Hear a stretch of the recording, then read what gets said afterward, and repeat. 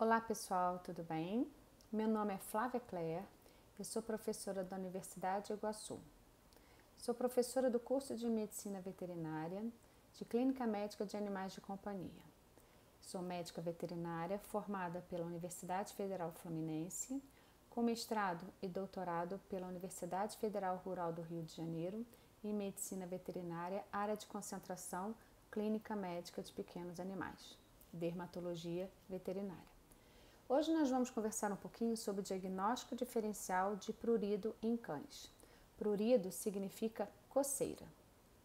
Cerca de 30 a 60% dos atendimentos clínicos, tanto em clínicas veterinárias, consultórios e hospitais veterinários, nós sabemos que esses animais apresentam um quadro clínico dermatológico, cuja queixa principal de coceira, que é o sinal clínico mais comum desses animais, ou qualquer outra alteração de pele, fez com que o tutor o conduzisse a uma clínica veterinária.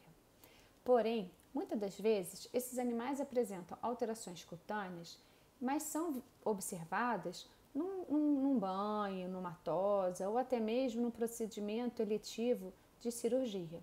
Por exemplo, o animal vai para a clínica para fazer uma castração e aí lá na clínica o veterinário percebe que ele tem algum tipo de lesão cutânea, uma pápula, uma mácula ou até mesmo uma alopecia. Então, desses animais que vão ao veterinário exatamente porque tem um problema de pele, ou aqueles que o veterinário o atende durante a rotina clínica, né, para uma vacina, ou até mesmo no banho, na tosa, ou numa estadia, ou numa cirurgia eletiva, está dentro desses 30% a 60%, 65% dos atendimentos clínicos na maioria das clínicas, consultórios e hospitais. Por isso, a gente tem que dar toda a atenção aos animais que apresentam dermatopatias. Lembrando sempre que o prurido é a principal causa de ida, né, ao médico veterinário em função de um problema de pele. Das doenças de pele mais comuns na medicina veterinária de cães e gatos, nós temos as doenças parasitárias, que são as sarnas, as doenças infecciosas, que são aquelas infecções bacterianas, infecções fúngicas, tem outras infecções como por protozoário, leishmaniose. Temos doenças alérgicas, as mais comuns a gente vai falar e vamos conversar bastante sobre elas hoje. Sabemos também que a pele, ela é o maior órgão do corpo, né, dos animais. E essa pele, ela tem uma função de extrema importância. Ela exerce uma barreira física contra agressões, contra de proteção, né, contra tudo que está do lado externo do corpo do animal e, ao mesmo tempo, ela também protege o corpo do animal a não perder água transepidérmica, não perder água, não desidratar. A pele, ela além de fornecer essa proteção física, feita principalmente pela última camada dela, que a gente chama de epiderme, onde você tem a presença de corneócitos, que são células epiteliais queratinizadas, e são extremamente lipofílicas, né? Elas não permitem a passagem de água. Então, além de você ter essa barreira física da pele, formada por esses corneócitos, nós temos o sistema imunológico da pele, que também atua como uma proteção dessa pele. Temos a produção de uma substância chamada de sebo, que é uma gordura que cobre toda a pele do animal. E nessa gordura, além dos ácidos graxos, né, lipídios, a gente vai ter a presença de complemento, imunoglobulinas, sais orgânicos, que fazem com que exista uma ação antimicrobiana com a função de proteger a pele contra patógenos ambientais. Temos também uma gama, né? Na superfície da pele existem trilhões de micro-organismos que vivem nessa pele. Esses micro-organismos, eles formam o que nós chamamos de microbioma cutâneo. Esse microbioma cutâneo, ele é de extrema importância também para a proteção da pele. Esse microbioma diversificado, contendo vários tipos de bactérias, fungos, protozoários e até mesmo ácaros, ele forma uma superfície protetora, um filme protetor na pele, que impede também que outros patógenos invadam essa pele e quebrem o que a gente chama de homeostasia cutânea, que é a saúde da pele, o equilíbrio da pele. Então, concluindo, a gente sabe que a pele ela tem uma função protetora, não só como agentes ambientais externos, mas contra os raios ultravioletas, né, do sol, produtos químicos e etc. Ela faz essa proteção através de 3 formas: uma barreira física, uma barreira química e uma barreira microbiológica. Entrando então agora no assunto, né, de importância, que é o diagnóstico diferencial do prurido, nós sabemos que algumas das doenças mais comuns que acometem cães e gatos fazem com que eles tenham como sinal clínico mais importante o prurido, a coceira. Dentre elas, nós vamos ter as dermatopatias parasitárias. Quais são as dermatopatias parasitárias mais importantes? São elas: sarna sarcóptica, sarna notoédrica. Sarna sarcóptica é a escabiose canina. Sarna notoédrica é a escabiose felina. Sarna demodécica, que é a demodiciose, e a otoacaríase, que é a sarna de ouvido. Essas são as 4 sarnas mais importantes. Temos também uma outra sarna, que é chamada de linxacaríase, que acomete felinos principalmente, mas ela não é tão comum quanto as outras sarnas. Das dermatopatias infecciosas, nós temos principalmente as piodermites, que são causadas por bactérias presentes na pele. A principal é o Staphylococcus pseudo-intermédios. Cerca de 90% das piodermites são causadas por essa bactéria, por esse agente infeccioso. Além da infecção bacteriana, nós temos as infecções fúngicas. Dentre elas, as mais comuns, nós temos as dermatofitoses e agora a esporotricose. As dermatopatias alérgicas são consideradas, as 4, né, que a gente vai falar no slide a seguir, são consideradas hoje a doença mais comum na dermatopatia veterinária. As dermatopatias alérgicas, elas são divididas em 4 tipos. A hipersensibilidade alimentar, dermatite alérgica picada de pulga, dermatite de contato e dermatite atópica canina, que nós vamos falar a partir do próximo slide. Dermatopatias autoimunes, neoplásicas e psicogênicas também são doenças que acometem cães e gatos. A casuística delas vai ser menor comparadas às dermatopatias parasitárias, infecciosas, alérgicas, mas não é por isso que elas são menos importantes. Sabemos que nos últimos anos as dermatopatias autoimunes, como o pênfigo, o lúpus, têm crescido bastante entre cães e gatos. As neoplasias também. E as psicogênicas também, em função de quê? Da humanização desses animais. Então, hoje nós temos alterações comportamentais, que são classificadas como neoplasias psicogênicas, exatamente por uma mudança de estilo desses animais de vida. Eles vivem confinados em apartamentos ou em ambientes pequenos, apenas à noite, só convivem com os tutores e com as pessoas da casa à noite, porque na maioria do tempo os tutores estão trabalhando. Então, quando eles chegam em casa, que eles vão ter a companhia de seus tutores. Por isso, a gente fala que as dermatopatias psicogênicas vêm crescendo nesses últimos anos. Dentre as dermatopatias alérgicas, nós temos a primeira desordem alérgica mais comum, que é a dermatite alérgica picada de ectoparasitas, principalmente a pulga. Temos também alergia à picada de carrapato e à picada de inseto. A segunda desordem alérgica mais comum é a dermatite atópica canina. A dermatite atópica canina, ela é uma síndrome e ela está relacionada a uma hipersensibilidade aos alérgenos ambientais, como ácaros, fungos bolores, pólen, gramíneas e outros alérgenos. Ela é uma desordem genética, inflamatória crônica e extremamente pruriginosa e que não tem cura. A hipersensibilidade alimentar, o nome mesmo já diz. O animal, ele faz uma hipersensibilidade ao alimento. Geralmente é a proteína da carne, do frango, do leite, trigo e algumas vezes você pode ter alergia a outros alimentos como o peixe.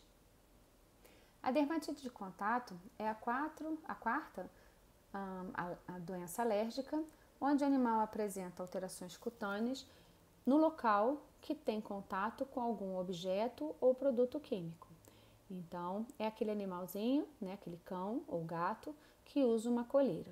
A partir do momento que essa coleira entra em contato com a pele dele, naquele ponto, ele vai apresentar lesões como alopecia, eritema, que é a vermelhidão, lesões papulares, máculas e outras alterações clínicas.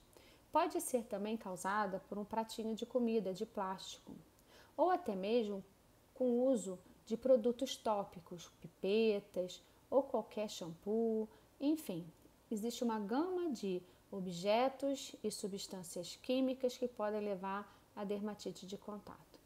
Todas essas alergias, né, essas alterações alérgicas, elas têm como queixa principal o que nós chamamos de prurido, que é a coceira.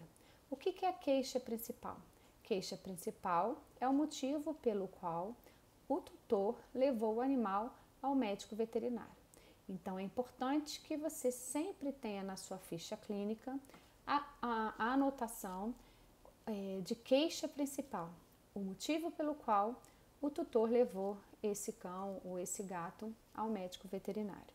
Então, cachorro que não se coça não tem alergia. Cachorro que se coça pode sim ter alergia. Então, dessa forma, é de extrema importância que você tenha e faça no seu atendimento o histórico e a anamnese. Porque para você diagnosticar uma dermatopatia pruriginosa, não existe nenhum exame específico. A gente vai ver lá na frente que é extremamente difícil de se chegar à conclusão, de se fechar o diagnóstico para uma dermatite atópica canina. Então, para tal, você precisa fazer uma ficha clínica completa com todas as anotações importantes, exatamente para você chegar a um diagnóstico conclusivo. A gente sempre começa pelo que nós chamamos de histórico e anamnese. Nesse histórico, você vai anotar, além de preencher os dados do animal, preencher os dados do tutor, você vai anotar tudo aquilo que o tutor conta para você. Então, você chega, traz o tutor para dentro do seu consultório com o animalzinho dele, deixa-o confortável e pergunta: o que houve com o seu cão? Ele vai contar a história do jeito dele e você vai fazer as anotações na sua ficha clínica. Ao final da história que ele contou, você vai fazer perguntas referentes a que a gente chama de anamnese fisiológica, que é referente aos dados fisiológicos, e você vai fazer perguntas relacionadas à doença, que é o que a gente chama de anamnese patológica. Então, essa anamnese ela é composta por perguntas que são feitas pelo médico veterinário para completar o histórico e a anamnese. Tanto um quanto o outro são de extrema importância na dermatologia veterinária. Para você conseguir chegar a um diagnóstico definitivo, você tem que ter várias informações e a partir dessas informações você vai construindo o seu diagnóstico diferencial para chegar a um diagnóstico conclusivo.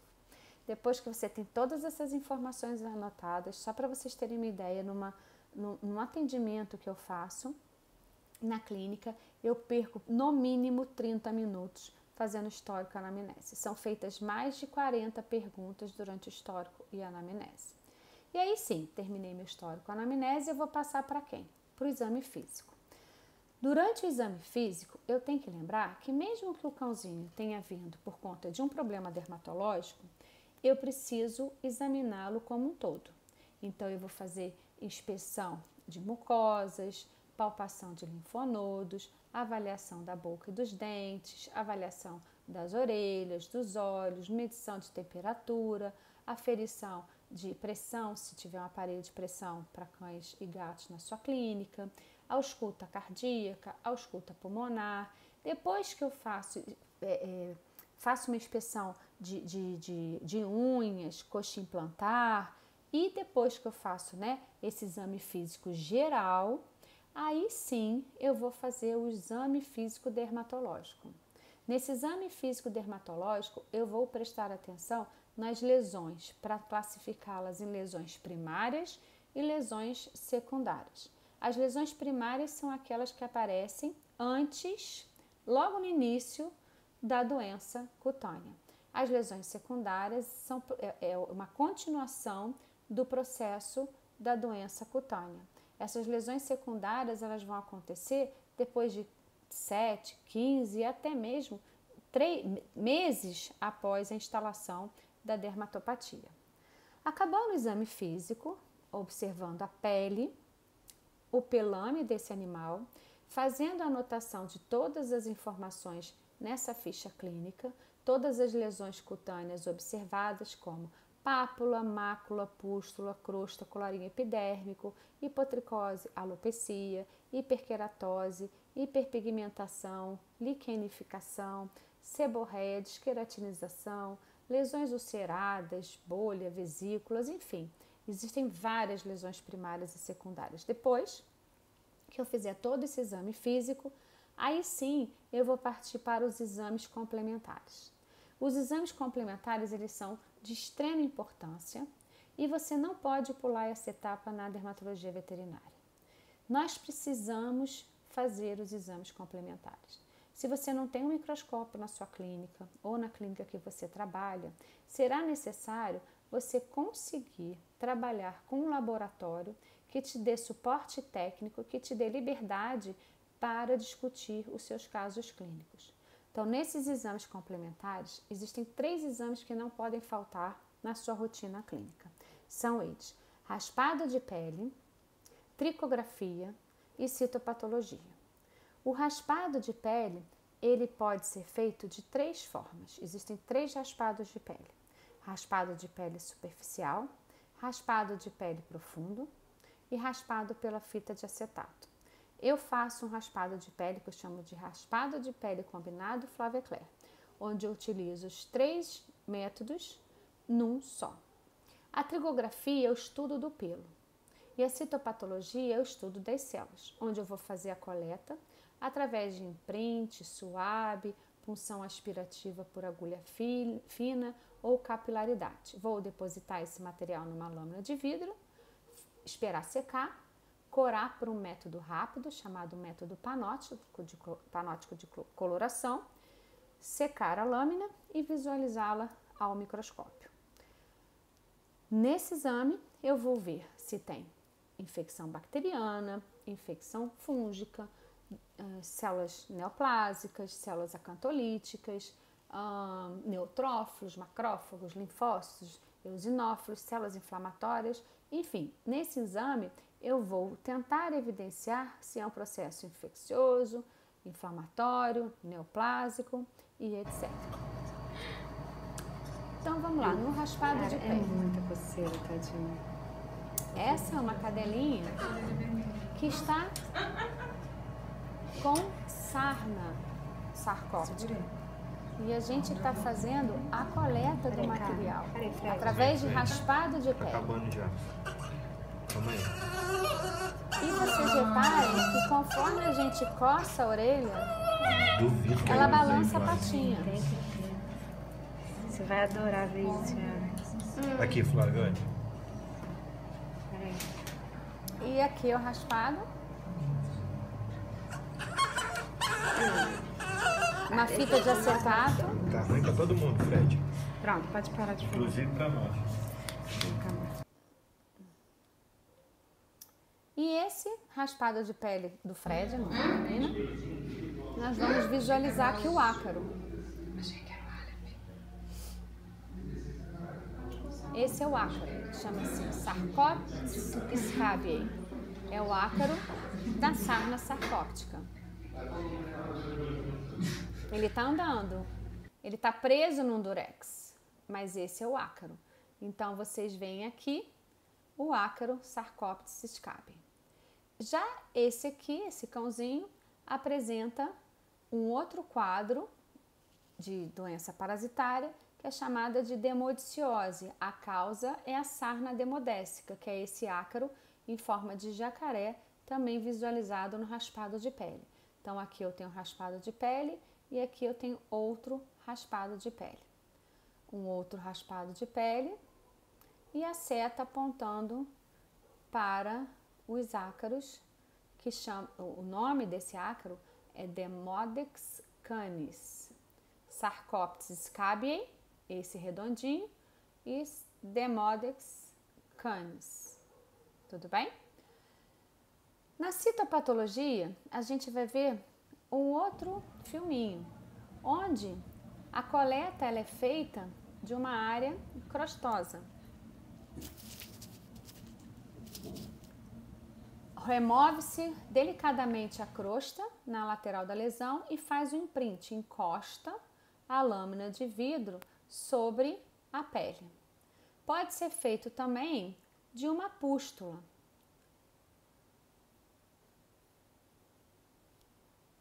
Então, aqui a gente visualiza a pústula. Essa pústula, para fazer a coleta do material, você pega a lâmina de vidro, encosta nessa pústula. Conforme você encosta, você vai espremer delicadamente, né? Você vai empurrar, vai comprimir essa lâmina sobre a pele.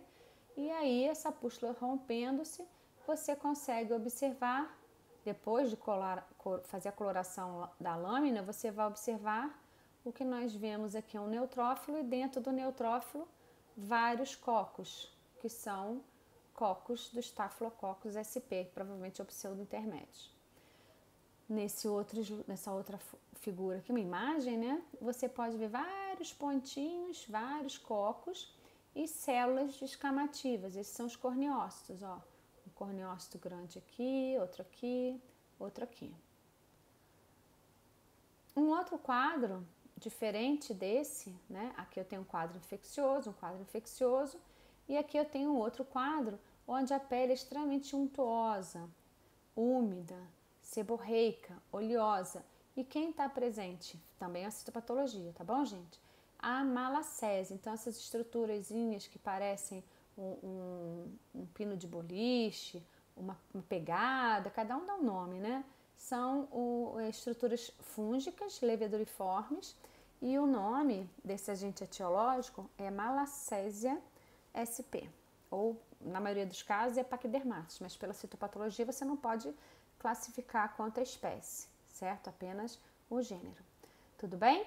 Então, nós fizemos a demonstração do raspado de pele, da citopatologia, e naquele raspado de pele vocês viram pelos, e aquele pelo pode ser analisado, que seria a tricografia.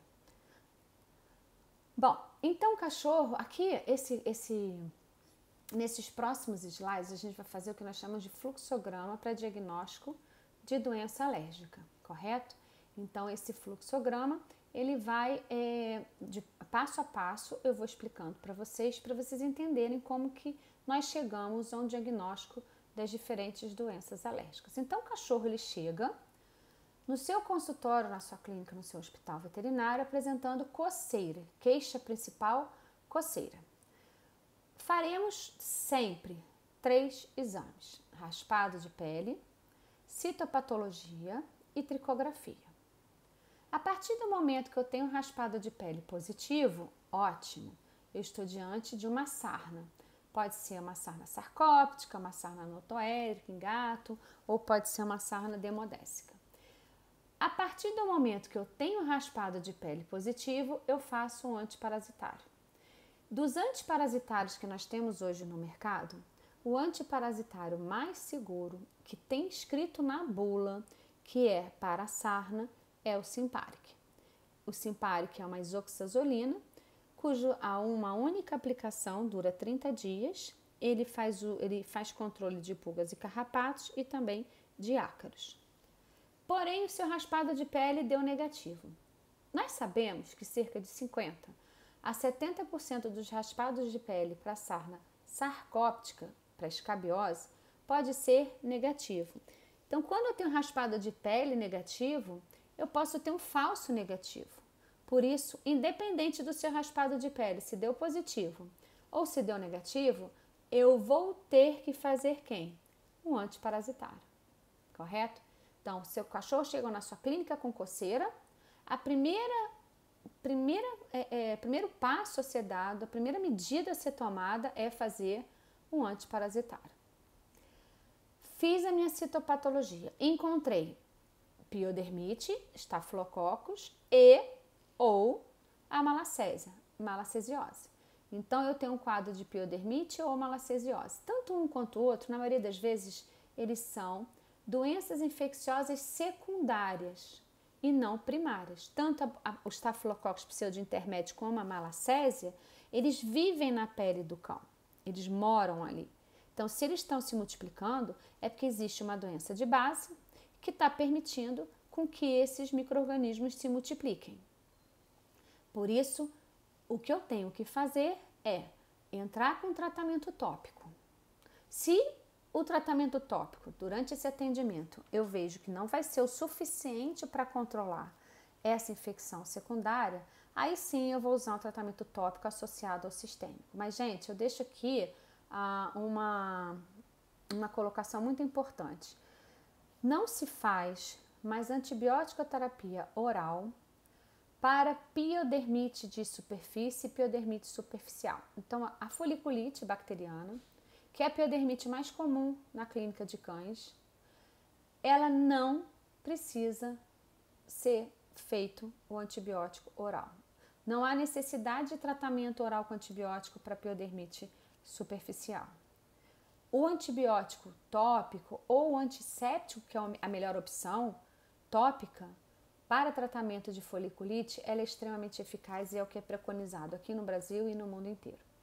Bom, então esse cachorro, nesse primeiro atendimento, vai sair com antiparasitário e com um shampoo e um spray para controle de piodermite e de malacesiose.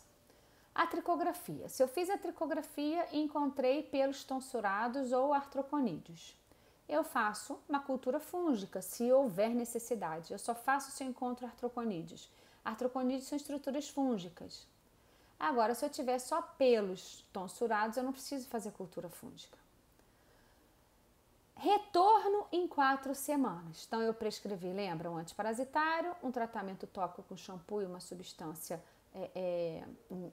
uma solução spray ou um mousse com uma substância antisséptica. O cachorro está se coçando muito, eu passo uma medicação para controle de coceira e mando esse cachorrinho voltar em 4 semanas. O que eu vou fazer quando ele volta em 4 semanas? Avaliar a coceira. Dona Maria, como é que está o Bob? O Bob está se coçando igual a antes ou melhorou a coceira? Melhorou 100%? Então se o prurido parou completamente, eu estou diante de quem? De uma dermatite alérgica picada de ectoparasitas ou de uma escabiose, uma doença parasitária ou de uma doença infecciosa. Pode ser uma sarna demodésica, pode ser uma sarna sarcóptica, pode ser uma malacesiose. Esse cachorro, de repente, não tem nem dermatite alérgica, ele pode ter um hipotireoidismo e está com uma malacesiose secundária. Então, se o prurido parou, eu estou diante de uma ou de outra doença. Agora, a Dona Maria me respondeu que não. O meu cachorrinho continuou se coçando. Até melhorou, doutora? Ele deu uma melhorada, mas continua se coçando. Então, se ele continua se coçando, eu preciso fazer o que nós chamamos de dieta de exclusão. Vou te contar uma coisa. Fazer dieta de exclusão não é fácil, mas ela é imprescindível para o diagnóstico diferencial da doença alérgica. Então, lembrando, para chegar até aqui, eu tenho 30 dias, 4 semanas, 28 dias, correto? A partir daqui, eu vou ter que fazer a dieta de exclusão, que são o quê? 2 meses. Então, são 8 semanas de dieta de exclusão. A Dona Maria vai voltar daqui a 8 semanas, daqui a 2 meses, e eu vou perguntar para ela, e o prurido, como é que tá a coceira? Ela vai me dizer, parou completamente. Se parou completamente, eu estava diante de quê? Hipersensibilidade alimentar, que é alergia ao alimento. Então, eu não vou usar mais nada a não ser a dieta de exclusão. Agora, o prurido continua. O cachorro continua se coçando. Parcialmente, significa que ele tem o quê? Dermatite atópica mais hipersensibilidade alimentar. Agora, se o prurido continua exatamente igual, não mudou em nada, então eu estou diante de dermatite atópica canina. Então, repetindo, se parou completamente depois da dieta de exclusão, eu tenho hipersensibilidade alimentar. Se parou parcialmente, eu tenho hipersensibilidade alimentar e dermatite atópica. Se o prurido continua totalmente igual, eu tenho dermatite atópica canina. E aí, eu fiz o diagnóstico. E eu posso fazer, então, o que nós chamamos de teste alérgico. Então, só nessa fase é que eu vou fazer o teste alérgico para saber o que esse cachorro que tem dermatite atópica tem alergia. Se é fungo, bolores, malacésia, pulga, enfim, gramíneas, pólen, aí eu vou descobrir ao que esse animal tem alergia. Então, gente, o diagnóstico da dermatite atópica canina, ele é feito através do que nós chamamos de diagnóstico de exclusão. É você eliminar todas as causas de prurido em cão para, no final, você chegar à dermatite atópica canina. Então, para você chegar ao diagnóstico de dermatite atópica canina, você leva em torno de 3 meses, certo? O que acontece na prática? Acontece na prática que a maioria dos veterinários não fazem esse diagnóstico. Não é só por culpa deles não, tá? A maioria das vezes é por culpa do tutor, que não tem vontade, não quer, é ansioso e não consegue esperar 3 meses para poder fazer o diagnóstico, até nem consegue, coitado, né? Você tem uma casa onde tem um vovô, uma vovó que durante o lanchinho senta lá, come uma broa, dá um pedacinho pro cachorro, dá leite, tem uma dálmata que eu cuido, que a dona dá café com leite para ela, um pão e café com leite para ela. Então, a gente vê que a humanização dos cães e dos gatos fizeram com que eles tivessem na sua rotina alimentos e vida de gente. Tem cachorro que assiste televisão, não é assim? Então, esses animais que a gente não consegue fazer a dieta de exclusão, não consegue ver se ele tem alergia ou não ao alimento, a gente não sabe qual é a alergia que ele tem, qual é a hipersensibilidade que ele tem. Então, a maioria dos cães e gatos, eles vão apresentar prurido e não vão ter diagnóstico. E aí, o que o veterinário faz? Ele entra com a corticoterapia. Por quê? O uso do corticoide, ele é eficaz no controle da coceira e da inflamação da pele e ele é barato. Porém, ele tem muitos efeitos colaterais. Então, não é considerado a melhor forma de tratar a doença alérgica. Ele é apenas uma ferramenta, mas não é a melhor forma de se tratar. Então, aqui eu vou mostrar para vocês pacientes que chegaram para mim com histórico de prurido, usaram corticoide durante muito tempo, não resolveu o problema, eles só pioraram e por isso vieram no especialista. Então, esse aqui é o primeiro caso. É uma cadelinha, poodle, com histórico de hiperadrenocorticismo, que é uma doença endócrina, tomava remédio para endocrinopatia, tomava remédio para coceira, ela era medicada, ela ia ao veterinário, eram pessoas, donos, que possuíam posses, e ela não respondia à cortisona. Ela tinha escabiose, gente. E ela passou escabiose para a dona dela e para as 3 filhas da dona e para o marido da dona. Foi ótimo, porque eu ganhei bombom durante um período inteiro na faculdade. Mas ela se coçava, todo mundo da casa se coçava. O raspado de pele, ela trouxe o resultado, estava negativo. Então, por isso que o veterinário não desconfiou que a cadelinha tinha escabiose. E mais importante ainda, essa senhora foi no médico dermatologista. E ele disse para ela que ela estava com alergia e tratava ela também com corticoide. Esse é o segundo caso, é o Dudu. O Dudu está sentado aqui e nunca mais levantou.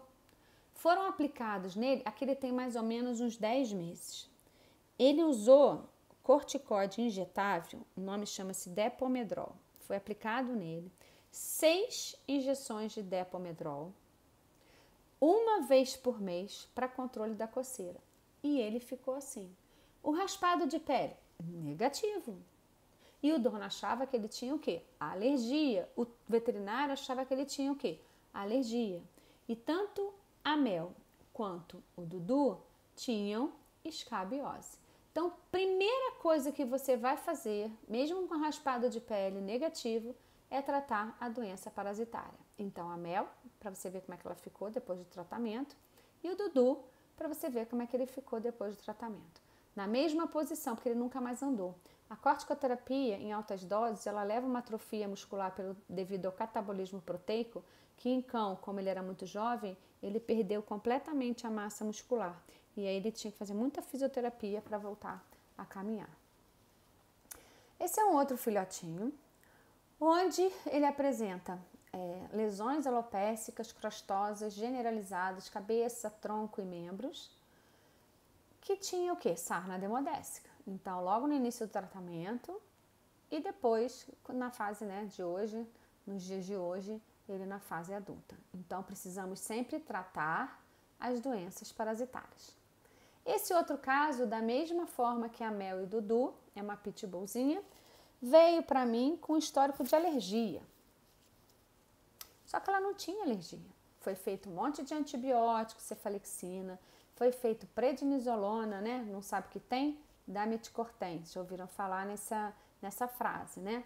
E aí, ele tinha um quadro de demodiciose. Em 30 dias, na revisão, ele já estava assim.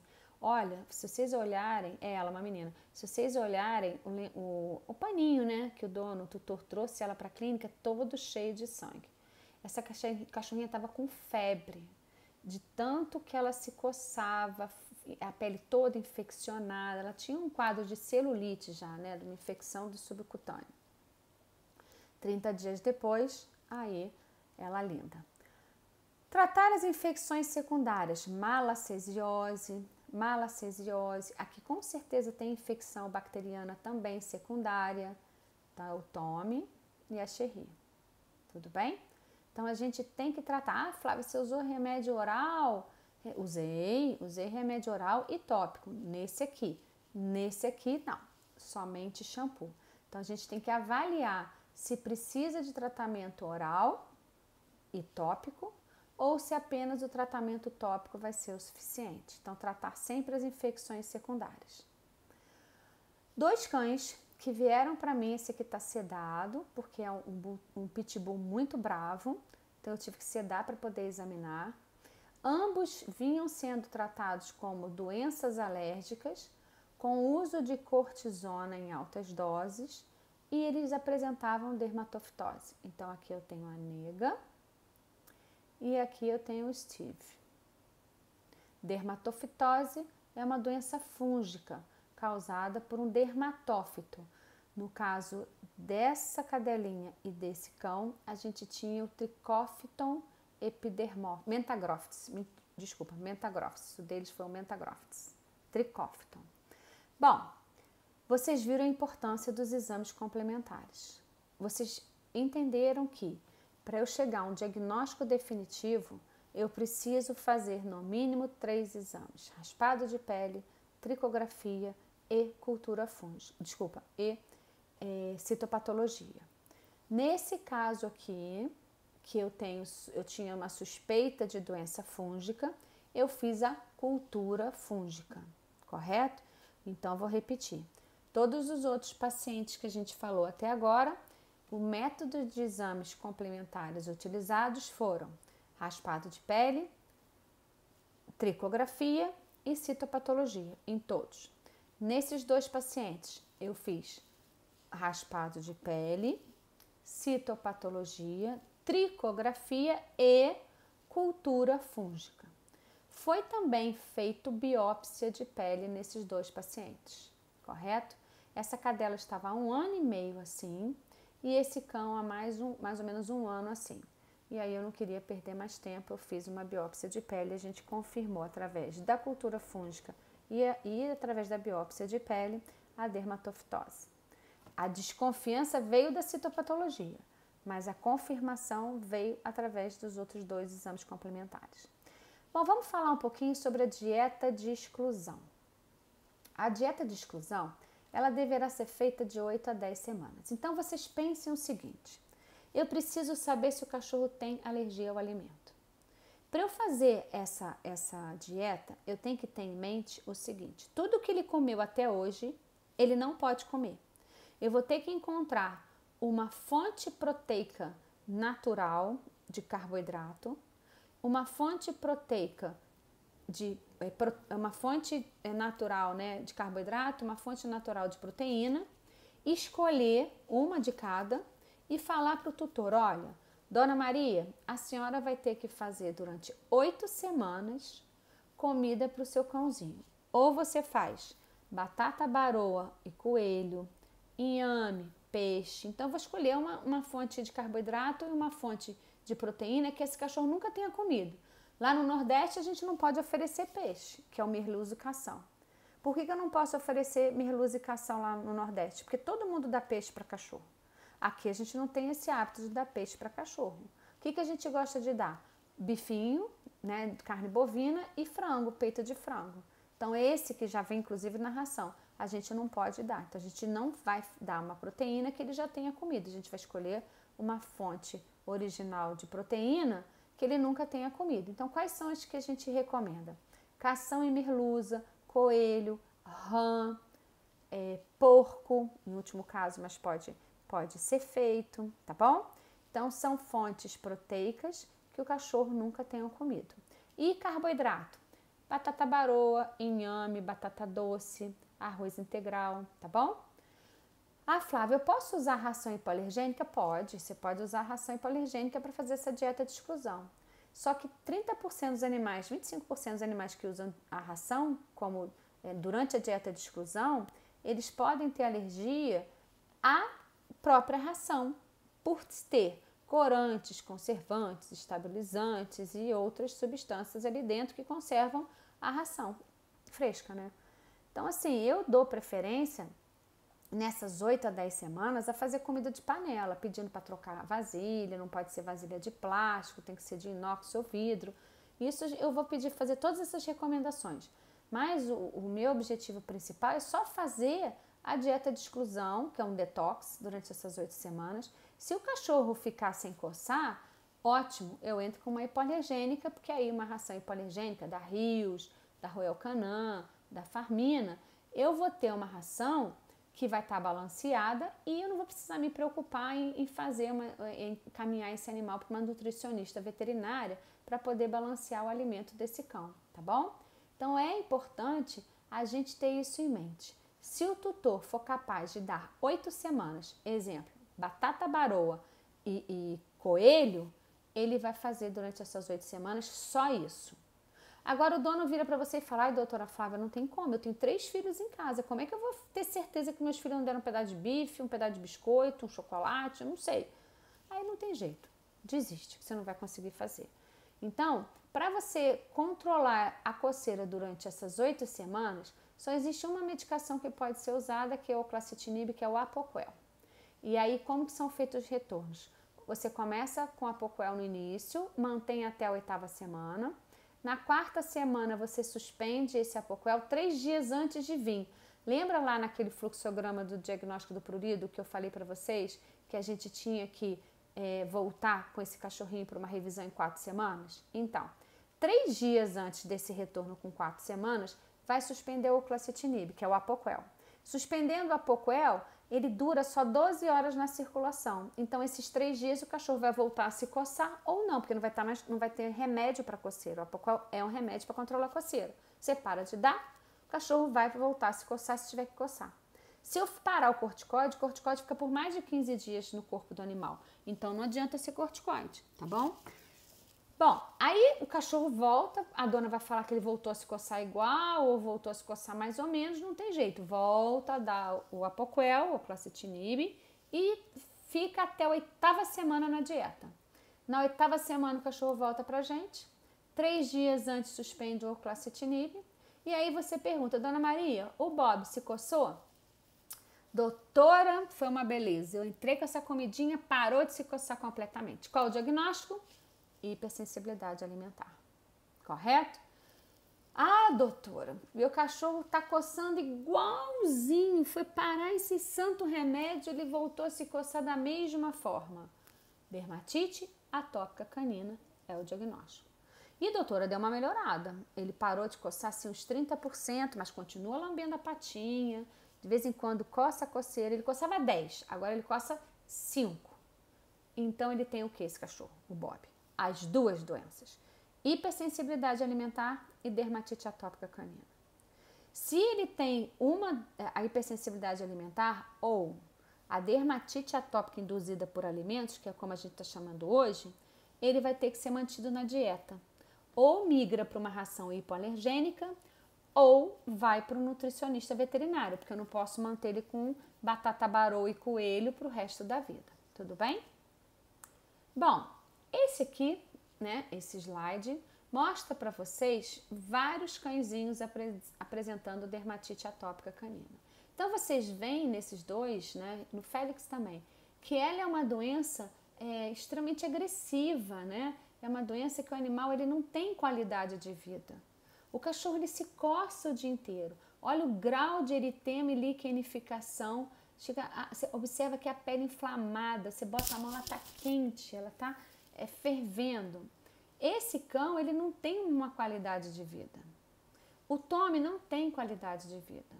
Olha aqui Elite que a Fran, essa aqui é a Bela, que a Bela apresenta. A Bela tem um lábio leporino. Então, todos esses pacientes são pacientes que se coçam muito. Então, o objetivo do meu diagnóstico de dermatite atópica canina é importante porque nenhum desses pacientes vão ter cura, porque a dermatite atópica canina não tem cura. Ela tem controle. E o controle vai ser feito com medicamento para o resto da vida. E eu preciso ter segurança em qual medicamento que eu vou usar, como que eu posso usar e se o tutor vai ter condições de bancar esse tratamento. Então, eu preciso ser muito sincera, muito transparente com esse tutor para a gente poder chegar à conclusão de qual será o melhor tratamento para esse cão. Tudo bem? Então, todos esses animaizinhos tomam medicamento para coceira, fazem banhos de hidratação, fazem controle de infecções secundárias, né, piodermite e malacesiose, fazem reposição de barreira cutânea, porque dermatite atópica canina, gente, é uma doença inflamatória crônica, pruriginosa, genética, considerada uma síndrome, porque ela acomete a pele inteira do cachorro. Por isso que a gente fala que a doença, hoje a dermatite atópica canina, ela tem uma expectativa de que acometa 30% dos cães. É muito cachorro com dermatite atópica, tudo bem? Gente, eu termino aqui, né, falando sobre o diagnóstico da dermatite atópica canina, o diagnóstico diferencial, né, do prurido em cães. Deixo aqui para vocês o meu contato. Se vocês tiverem alguma dúvida, né? Essa aqui é a Maia, uma cadelinha que eu cuido há mais ou menos uns 8 anos. A Maia é uma chow-chow atópica. A dona dela se chama Chayana, virou uma grande amiga minha. Eu agradeço, né, a atenção de vocês. A gente está aqui há mais ou menos 45 minutos conversando.